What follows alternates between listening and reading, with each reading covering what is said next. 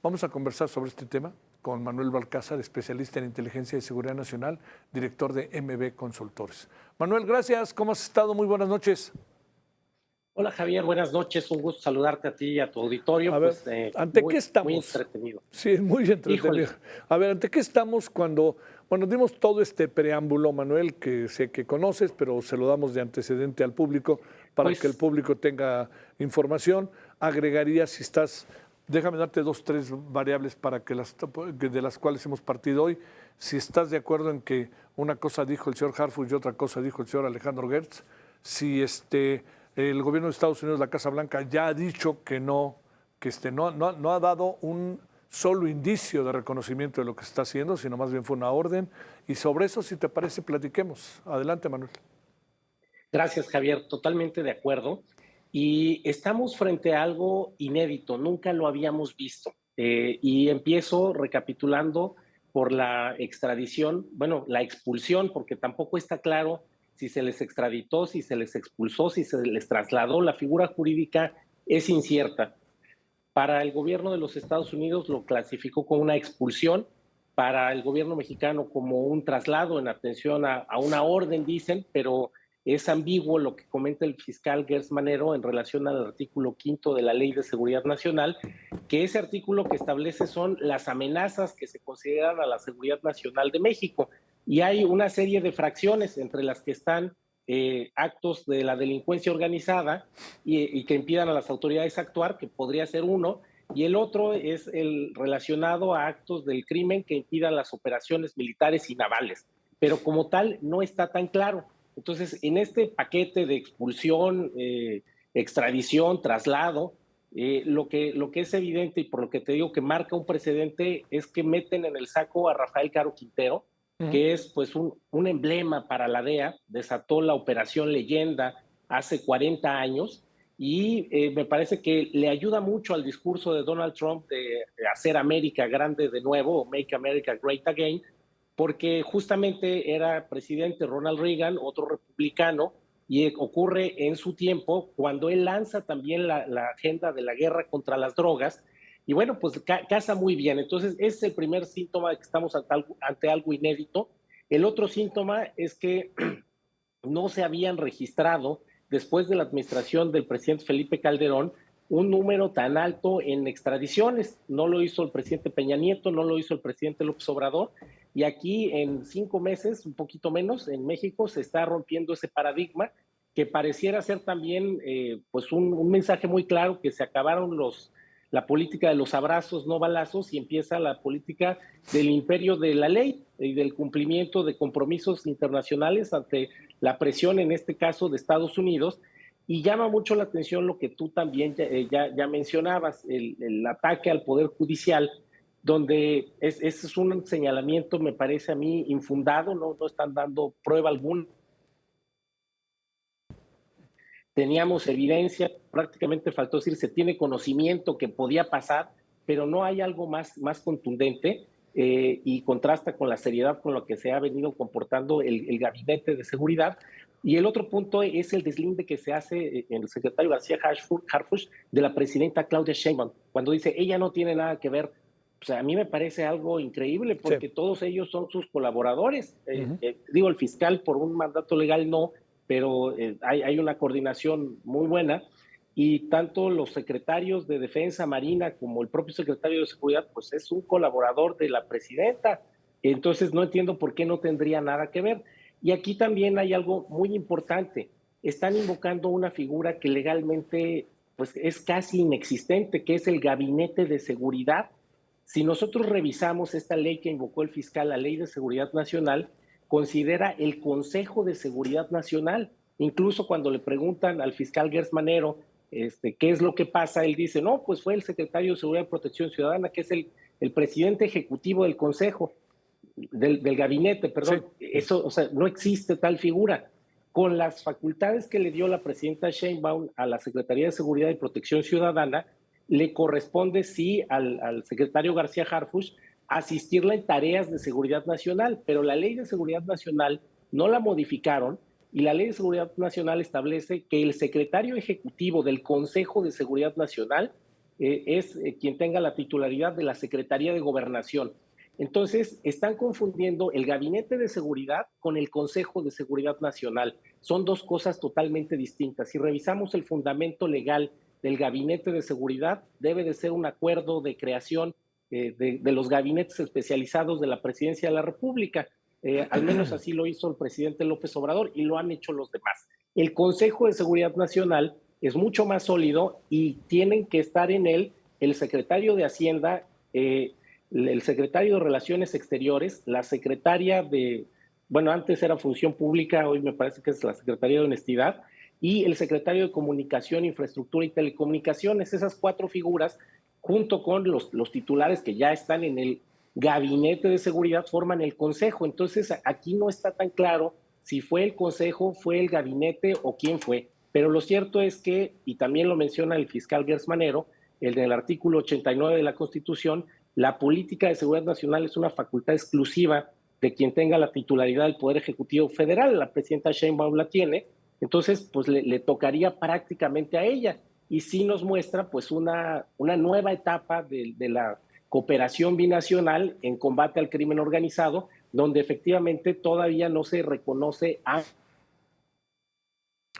ampliamente el esfuerzo mexicano, aunque sí. Déjame decirte que en la reunión de ayer, adelante, te escucho. Sí, no.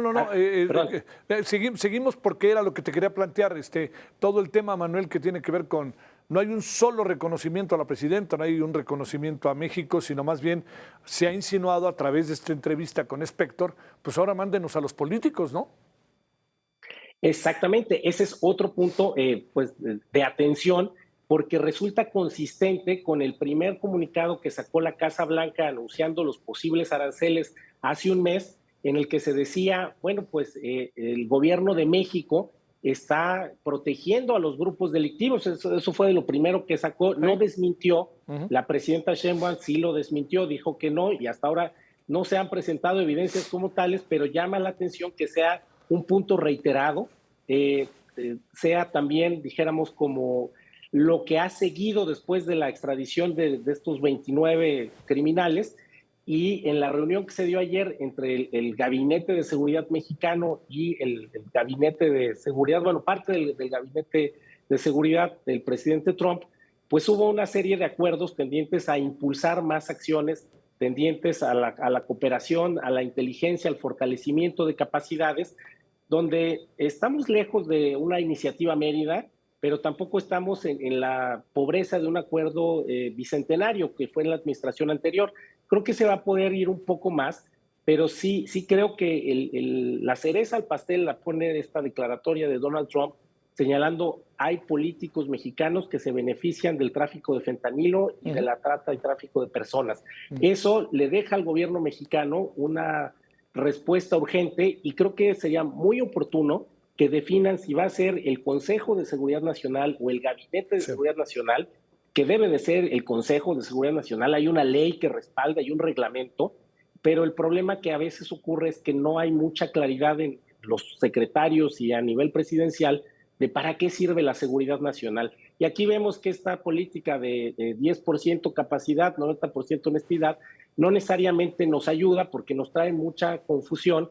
Y una de las tareas que tendría que estar haciendo el Consejo de Seguridad Nacional en la Agenda Nacional de Riesgos es justamente tratar de identificar posibles vínculos de actores políticos con actividades criminales, porque me parece que ese va a ser el siguiente punto de parada, la siguiente estación de la agenda Donald Trump con relación a México, va a ir para allá. Y creo que no va a ser un tema de voluntad, va a ser un tema de exigencia, donde posiblemente les ponga en la mesa de si no lo dicen ustedes, lo digo yo, y con todos estos pues potenciales testigos, colaboradores que acaban de estar en Estados Unidos, Zambada, es decir, ya son 30, creo que hay muchos elementos para poder constituir un caso. Y también déjame decirte que me parece que la solicitud que hizo el Mayo Zambada al gobierno mexicano de pues pedir su extradición con la acción de ayer de la expulsión, deportación, totalmente. Yo veo casi imposible. A ver, para cerrar, Manuel, déjame plantearte, es difícil que la presidenta esté fuera de esto. La presidenta en buena medida tuvo que dar el visto bueno. Esto es un asunto que pasa por el Ejecutivo. Totalmente. No le demos vuelta, por más que diga lo que diga Omar García Harfuch. Pero el asunto es digamos, como una reflexión en términos de seguridad nacional y lo que pasa. Estados Unidos tiene a los que estaban detenidos, ahora los tiene detenidos. Pero el gran problema es lo que está pasando ahora en el país y desde hace algunos años, que es precisamente lo que también pone énfasis el presidente Donald Trump. Entiendo que muchas cosas se manejaban desde las cárceles, pero es cosa de ver que lo voy a decirlo conservadoramente, Manuel. El 35% está en manos de los narcotraficantes. Lo dije de la delincuencia organizada, lo dije conservadoramente. Sí, ese es un gran problema de control territorial que fue uno de los puntos de quiebre en la dinámica delictiva de las organizaciones mexicanas, cuando de ser grupos que se dedicaban a actividades de trasiego, se dedicaron a actividades de control territorial y por lo tanto empezaron con la cooptación también de autoridades locales, municipales y estatales, y también ha habido pues, vínculos con autoridades federales. Y en tanto ejercieron el control territorial y se atomizaron, empezaron una disputa muy violenta que les llevó primero a apropiarse de las rentas ilícitas de muchos lugares, es decir, donde se vendían productos apócrifos, donde había actividades toleradas, tianguis de robo, pero posteriormente escalaron y se intentaron adueñar, y en algunos casos con relativo éxito, de actividades productivas lícitas, de manera en el Estado de México es clarísimo, por ejemplo, pues al pollo, el obligar a los consumidores a ir a ciertos locales con casas de materiales, en Michoacán también, con los aguacateros. Entonces, eso ha hecho todavía mucho más visible la afectación a la sociedad y la omisión de las autoridades. Y hemos visto en operativos como el operativo Enjambre, justo en el Estado de México, que hay las capacidades para poder enfrentar y acotar a los criminales. El tema, y esto lo dejo para cerrar, es la voluntad política, que durante 6 años no la vimos, porque se argumentó una idea de derechos humanos y hoy se acabó. Ajá. Pero nos tienen entre la espada y la pared. O sea, digamos, entiendo que ahora hay una voluntad política. Yo, si me permites, y no lo digo peyorativamente ni en malos afanes, pero estamos ante una voluntad política obligada. Totalmente, estamos, como se dice coloquialmente, entre la espada y la pared.